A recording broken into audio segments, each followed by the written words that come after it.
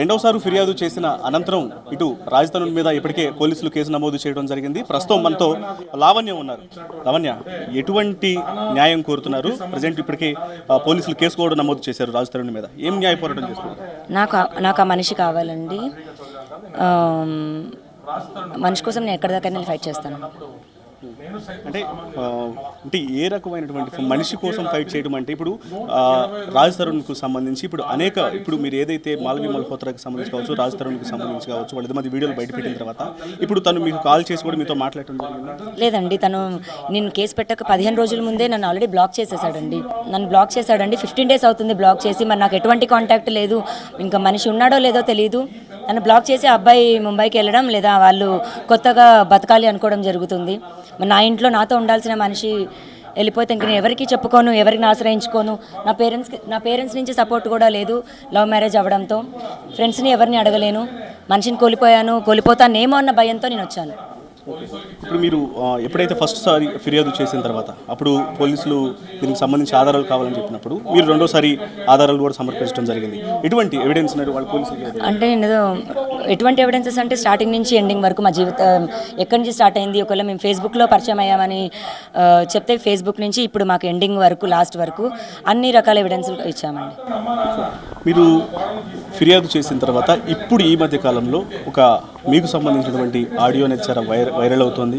ఇందులో మీరు రాజ్ తరుణ్ కన్నా కూడా మస్తాన్ సాయి అనే వ్యక్తిని కావాలి అనుకుంటున్నట్టు కూడా ఆడియోలో ఉంది. మరి ఈ ఆడియోకి సంబంధించి మీరు సరిగ్గా వినండి ఒకసారి.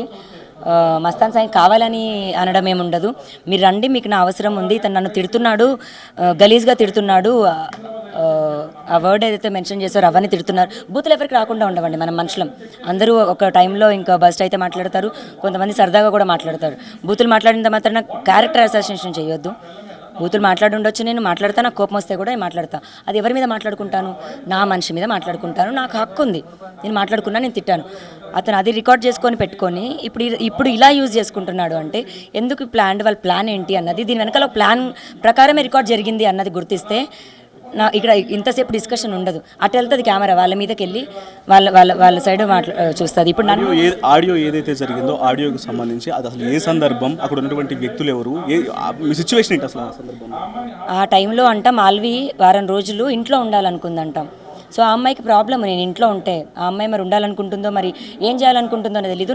నన్ను మా ఇంట్లో నుంచి పంపించడానికి మాల్వి రాజుని కోరుకుంటే రాజు నన్ను టార్చర్ పెట్టడం స్టార్ట్ చేశాడు. నన్ను నా అంతటగా నేను ఇంట్లో నుంచి వెళ్ళిపోవాలనుకున్నాడు.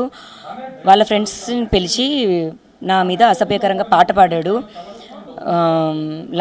అనుకుంటూ స్పెసిఫిక్గా చేసుకుంటూ పాట పాడుతున్నాడు. నేను అడిగినప్పుడు నువ్వు గుమ్మడికాయ దొంగ అంటే భుజాలు తరుముకుంటావేంటి అని కూడా అనిపిస్తుంది, నీకు నువ్వే అనుకుంటావేంటి అని. అలా 3 రోజులు నన్ను పెట్టాడు. ఇప్పుడు నాకు తెలుస్తుంది కదండి, అంటే డైరెక్ట్గా వచ్చి కొట్టాల్సిన అవసరం లేదు. వెనక నుంచి ఏదో కొట్టి అటు ఇటు చూస్తే మనకు అర్థం కాదా కొడుతున్నాడు, పోనీ ఎవడో కొడుతున్నాడని.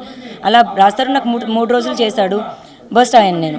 అంటే మీరు ఆ మాటలు మాట్లాడిన సందర్భంలో మీరు కాన్షియస్గానే ఉన్నారా? ఖచ్చితంగా మీరు కాన్షియస్లో ఉండి ఈ మాటలు కూడా మాట్లాడారు. నాకు దెబ్బ తగిలింది, నా బాటిల్తో నాకు కొట్టారు, నా డ్రెస్సు అదంతా తడిసిపోయి నాకు హెల్ప్ కావాలి అనుకున్నాను. అంత జరిగినా కూడా అతను ఇలా కూర్చున్నాడు. ఒకవైపు మాల్వి మల్హోత్రా ఈ విషయానికి సంబంధించి మీరు ఏదైతే కొన్ని చార్ట్స్ను రిలీజ్ చేయడం జరిగిందో వాళ్ళ పేరెంట్స్ యొక్క నెంబర్లను ఎలా ట్రాక్ చేశారు, అసలు మా పర్సనల్ విషయాలు ఎలా తెలిసాయి, దీనికి సంబంధించి కూడా ఒకవైపున షీ టీమ్స్లో కంప్లైంట్ చేసింది. మరి వీటికి సంబంధించి షీ టీంలో కంప్లైంట్ చేయమనండి. ఆమె మనుషులు మాల్వి మల్హోత్రా రాజతరుణ్ ఒక్కరిని పక్కన పెట్టేస్తే మనుషులందరినీ పిచ్చోళ్ళని చేయొచ్చు అనుకుంటుందేమో. వాళ్ళ బేసిక్ కాల్ లిస్ట్ తీసినా అర్థమైపోతుంది. నా నంబర్ వాళ్ళ నంబర్ నాకు ఎక్కడి నుంచి వచ్చిందో. రాజ్ తరుణ్ అనే వ్యక్తి మండి అని వాళ్ళ ఊరికి వెళ్ళడం జరిగింది. వాళ్ళ డాడీ రాజ్ తరుణ్కి నువ్వు లావణ్యను వదిలేస్తే మీ పెళ్ళికి ఒప్పుకుంటాను అని చెప్పడం జరిగింది. వాళ్ళ తమ్ముడైతే ఇతన్ని జిజానా జిజ్జు ఏదో కుక్క పిల్లని జుజ్జు అన్నట్టు బావాని పిలుస్తాడంట. నేను ఇక్కడ అది ఉండుంటే చీపిరికట్ట తిరిగేసి కొట్టేదాన్ని. మన పాత కాలంలో ఇలాంటి సంబంధాలు పెట్టుకుని అక్రమ సంబంధాలు పెట్టుకునే వాళ్ళని ఎవరైతే కళ్ళల్లో కారం కొట్టి చీపిరికట్ట కొడతారో అలా కొట్టకుండా అది అది అబద్ధం చెప్తుంటే కళ్ళద్దాలు పెట్టుకొని అబద్ధాలు చెప్తుంటే దాని సొల్లంతా విన్నారు అసలు.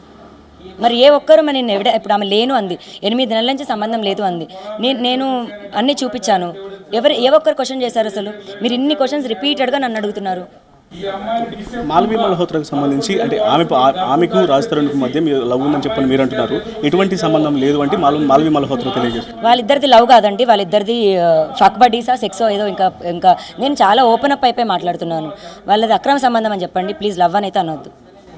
ఓకే అంటే మీరు ఫైనల్గా చెప్పండి. ఇప్పుడేమో ఒకవైపున రాజ్ తరుణ్ మీద అభియోగాలు చేస్తున్నారు, తనకు సంబంధించినటువంటి ప్రూఫ్లన్నీ కూడా ఇప్పటికే మీరు పోలీసులకు సబ్మిట్ చేయడం జరిగింది. స్టిల్ ఇప్పటికీ మీరు రాజ్ తరుణ్నే కోరుకుంటున్నారు. మరి ఏ న్యాయం కోరుకుంటున్నారు? అతను ఇప్పుడు ఏదో దొంగతనం చేశాడనో మనిషిని నేను వదిలేనండి, నేను మార్చుకోవడం ఏదో చేసుకుంటా.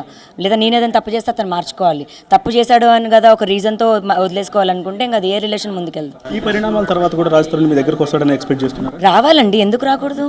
మరి ఎందుకు నా జీవితం నాశనం చేశాడు? నా పదలు నాకు వెనక్కి ఇమ్మనండి, నా లైఫ్ ఇమ్మనండి వెనక్కి. నేను చేసిన సాక్రిఫైసెస్ నాకు వెనక్కి ఇవ్వండి, నేను చేసిన చాకిరీ నాకు వెనక్కి ఇమ్మనండి. నేను నా మనిషి అనుకొని చేశాను, వాడే లేదు అన్నప్పుడు మరి నాకు ఇవ్వాలి వెనక్కి. అంటే ఇప్పుడు మనిషి ఒకవేళ మీ దగ్గర లేకుండా మీకు ఏదైతే ఇప్పుడు పెళ్లి చేసుకున్నారని చెప్తున్నారు కాబట్టి వాటికి మీ నెలవారీ ఎక్స్పెన్సెస్ వరకు ఇచ్చేస్తూ లేదండి, ఇలాంటిది వాటి కోసం నేను ఎక్స్పెక్ట్ చేయలేదు, ఉంటుంది అనుకోలేదు. నాకు వద్దండి అలా, నాకు కంపెన్సేషన్ డబ్బులు అలా తీసుకొని అయితే నేను ఉండను. మనిషి మీరు పోలీసులను ఆశ్రయించినప్పుడు ఫైనల్గా చెప్పండి, అంటే మీకు చేసిన న్యాయానికి సంబంధించి పోలీసులు ఎటువంటి హామీ ఉంటే ఇప్పటికే డీసీపీ కూడా రెస్పాండ్ అవ్వడం జరిగింది. సో ఏం చెప్తారు? పోలీసు సంస్థ నేను ఏదైనా తప్పు చేశాను అని అంటే ఆ మనిషిని నమ్మడమే. మళ్ళీ తప్పు చేస్తున్నాను, ఆ మనిషి వస్తాడనేమో ఒక మరి హోప్ అనుకోవచ్చు. నమ్మట్లే వెళ్ళండి, హోప్ అనుకుంటాను, రావాలండి. నేను ఈ మనిషి మీద కొంచెం ఏమైనా అనుమానం ఉండుంటే నేను చాలా తెలివిగా రిజిస్టర్ చేయించుకోవడమో లీగల్ చేయించుకోవడమో చేసేదాన్ని. నా తప్పు ఉంది, కాకపోతే నేను అబద్ధం చెప్పట్లేదు, అతనికి తెలుసు. ఎక్కడి దాకైనా ఫైట్ చేస్తాను. సో అది ఖచ్చితంగా తనకు రాజ్ తరుణ్ కావాలి. దీనికి సంబంధించి ఎంతవరకైనా సరే న్యాయ పోరాటం చేస్తానంటూ కూడా లావణ్య తెలియజేస్తుంది.